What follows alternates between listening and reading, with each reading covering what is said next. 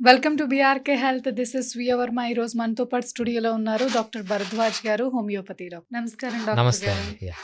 ఎలా ఉన్నారు డాక్టర్ గారు? బావున్నానండి. డాక్టర్ గారు, హ్మ్. ఇప్పుడు మన పక్కన ఉన్న వాళ్ళు హ్మ్. కావచ్చు, లేకపోతే మనం పెళ్లి చేసుకోబోయే వ్యక్తి కావచ్చు, హుహుహు. అంగస్తంభనతో బాధపడుతున్నాడని హుహుహు. ఎలా తెలుసుకోవచ్చు అంటారు? డెఫినెట్‌గా అండి. ఇది కామన్ ప్రాబ్లమ్ అయిపోయింది. మనం పాతకాలం చూసుకునేటట్లయితే ప్రతి ఒక్కరు రీప్రొడక్టివ్‌గా బాగా యాక్టివ్‌గా ఉండేవాళ్ళు. హ్మ్. సో, ఒక మనిషి ఇప్పుడు భూమి పైన ఎవ్వరన్నా ఉన్నారు అంటే వాళ్ళ పూర్వీకులు కొన్ని వేల జంటలు సక్సెస్‌ఫుల్‌గా రీప్రొడ్యూస్ చేయగలిగారు కాబట్టే వీళ్ళిక్కడున్నారు. మనం మనం ప్రతి ఒక్కరు we are a reproductive success story. మన పూర్వీకుల్లో ఒక్కరు గాన రీప్రొడక్షన్ చెయ్యకపోయుంటే మనం ఇక్కడ ఉండేవాళ్ళం కాదనమాట. అంటే కొన్ని వేల జంటలు సక్సెస్‌ఫుల్‌గా రీప్రొడ్యూస్ చేశారు కాబట్టే మనం ఇక్కడున్నాం. ఇది సడెన్‌గా ఏమైంది అంటే సినారియో మారిపోయింది. రీప్రొడక్షన్ రేట్ అనేది చాలా పడిపోతుందనమాట. సో, మెన్‌కి కామన్‌గా 2 ప్రాబ్లమ్స్ వస్తున్నాయి ఇప్పుడు. సెక్సువల్ డిస్‌ఫంక్షన్ అంటున్నాము. ఇన్‌ఫర్టిలిటీ అంటున్నాం. ఇన్‌ఫర్టిలిటీ అంటే పిల్లలు పుట్టకపోవడం. డిస్‌ఫంక్షన్ అంటే సెక్సువల్ ప్రాబ్లమ్స్ ఉండడం.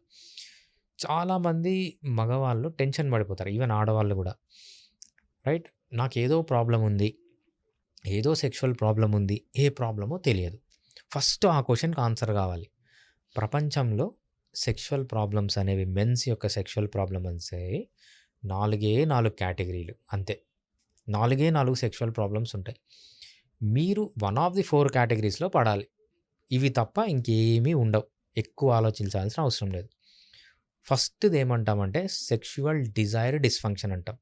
సెక్సువల్ డిజైర్ డిస్‌ఫంక్షన్ అంటే మీనింగ్ ఏంటంటే సెక్స్ చేయాలనే కోరిక లేకపోవడం. అసలు కోరికే లేకపోవడం. ఎలా తెలుస్తుంది అంటే వీళ్ళు సెక్సువల్ యాక్టివిటీని ఇనిషియేట్ చేయకపోవడం. పార్ట్నర్ ఇనిషియేట్ చేసినా రెస్పాండ్ కాకపోవడం. So, they don't have sexual desire. అస్సలు డిజైర్ అనేదే లేదు.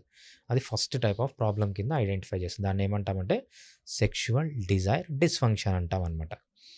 నెక్స్ట్ ప్రాబ్లమ్ వచ్చి అరోజల్ డిస్‌ఫంక్షన్ అంటారు.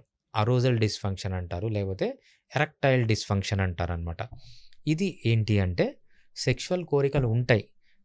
కాకపోతే ఏమవుతుందంటే సెక్సువల్ యాక్టివిటీ అప్పుడు ఈ పెన్నీస్ అనేది కావాల్సినంత లెంత్ గాని, కావాల్సినంత రిజిడిటీ గాని ఉండదనమాట.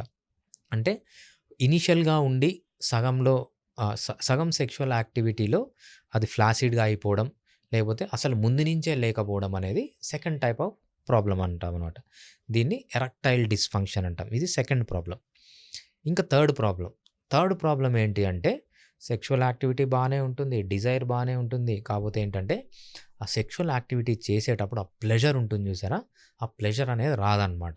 సో, దాన్నేమంటామంటే ఆహ్, థర్డ్ టైప్ ఆఫ్ ప్రాబ్లమ్ కింద లెక్క కడతామనమాట. అంటే దాన్ని ఆర్గాస్మిక్ డిస్‌ఫంక్షన్. ఆర్గాజం ఉండదు. ఆర్గాస్మిక్ డిస్‌ఫంక్షన్ అంటామండి. ఇది థర్డ్ టైప్ ఆఫ్ ప్రాబ్లమ్. ఇంకా ఫోర్త్ టైప్ ఆఫ్ ప్రాబ్లమ్ వచ్చి మనము ఏంటంటామంటే ప్రిమెచ్యూర్ ఎజాకులేషన్ లేకపోతే ఎర్లీ ఎజాకులేషన్ అంటాం. అంటే ఆపోజిట్ పార్ట్నర్‌కి సాటిస్ఫై అయ్యేంత వరకు లేకపోతే వీడు సాటిస్ఫై అయ్యేంత వరకు ఎరెక్షన్‌ని మెయింటైన్ చేయకుండా, ఆ ఎజాకులేషన్‌ని మెయింటైన్ చేయకుండా ఉండడం అనేది ఆహ్, ఎజాకులేటరీ డిస్‌ఫంక్షన్ అంటాం. దీన్ని ఎర్లీ ఎజాకులేషన్ అంటాం. లేకపోతే ప్రిమెచ్యూర్ ఎజాకులేషన్ అంటామనమాట. సో, మగవాళ్ళు పెద్దగా ఆలోచించాల్సిన అవసరం లేదు. వీళ్ళకున్న సెక్సువల్ ప్రాబ్లమ్స్ ఈ 4 ఏదో ఒకటి ఉంటుంది. సింపుల్‌గా దాన్ని ఐడెంటిఫై చేసి ట్రీట్మెంట్ తీసుకుంటే ప్రాబ్లమ్ అనేది సాల్వ్ అయిపోతుంది. అంటే డాక్టర్ గారు, హ్మ్. మరిప్పుడు పార్ట్నర్‌లో ఈ ప్రాబ్లమ్ ఉందని మనకు వాళ్ళు చెప్పరు కదా! మనం ఎలా తెలుసుకోవచ్చు అంటారు? దానికి మనం ఏం చేయలేమండి. సో, యాక్చువల్‌గా ఏమైందంటే మా ఫ్రెండే ఒకతనున్నాడు ఆండ్రాలజిస్ట్. వాడేం చేశాడంటే ఎక్కువ కేసెస్ వస్తున్నాయి. ఇప్పుడు చాలామంది మగవాళ్ళు ఎప్పుడు 30 తర్వాత మ్యారేజ్ చేసుకుంటున్నారు. ఎవరైతే 30 తర్వాత మ్యారేజ్ చేసుకుంటున్నారో, లేకపోతే ఆల్రెడీ వీళ్ళకొకసారి మ్యారేజ్ అయిపోయి డివోర్స్ అయ్యి సెకండ్ మ్యారేజ్‌కి ట్రై చేస్తున్నారో, వాళ్ళ పైన వాళ్ళకే డౌటొస్తుంది. అసలు మేము సెక్సువల్ యాక్టివిటీకి పనికొస్తామా? లేదా? అని వాళ్ళకి డౌటొస్తుందనమాట.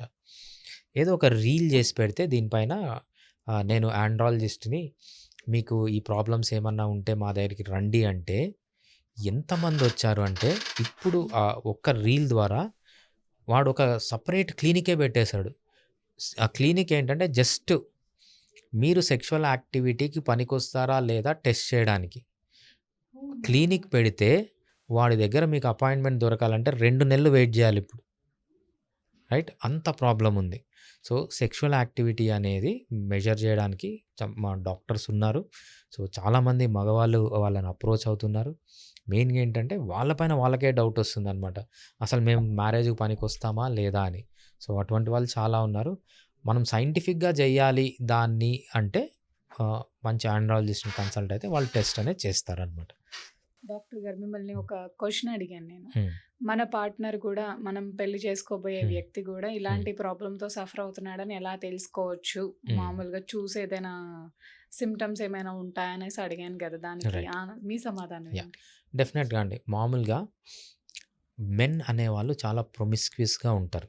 సో, హ్మ్. విమెన్ రిజర్వ్డ్‌గా ఉంటారు గానీ, ఏ ఆల్‌మోస్ట్ ఆల్ అంటే మనము ఒక నార్మల్ డిస్ట్రిబ్యూషన్ తీసుకున్నప్పుడు ఆన్ అన్ యావరేజ్ తీసుకోవాలి. మనకు ఔట్‌లయర్స్ ఉంటారు. రైట్? సో, ఒక మన డిస్ట్రిబ్యూషన్ కర్వ్‌కి లెఫ్ట్ సైడ్, రైట్ సైడ్ ఉంటారు. ఆన్ అన్ యావరేజ్ మగవాళ్ళేంటంటే they are highly sexually active. So, ఎప్పుడన్నా ఒక విమెన్ స్టిమ్యులేట్ జేసినప్పుడు వాళ్ళు ఆ సెక్షువల్ యాక్టివిటీకి రావట్లేదు అంటే definitely you have to doubt them అనమాట. అంటే కొంతమంది మేబీ 100లో ఒకరో ఇద్దరో మారల్ యాస్పెక్ట్స్ గుర్తొచ్చి దానికి దూరంగా ఉండొచ్చు కానీ, బట్ 100లో ఆల్మోస్ట్ 90% మంది మగవాళ్ళు they will respond for sexual stimulation from women. So, ఎప్పుడైతే ఆ సెక్షువల్ రెస్పాన్స్ అనేది లేదో, so, you have to doubt him and dig deep into it. అది తప్ప మనము స్పెషల్‌గా దాంట్లో చేసేదంటూ ఏం లేదు. Thank you yeah! డాక్టర్ గారు. నమస్తే. థాంక్స్ అండి.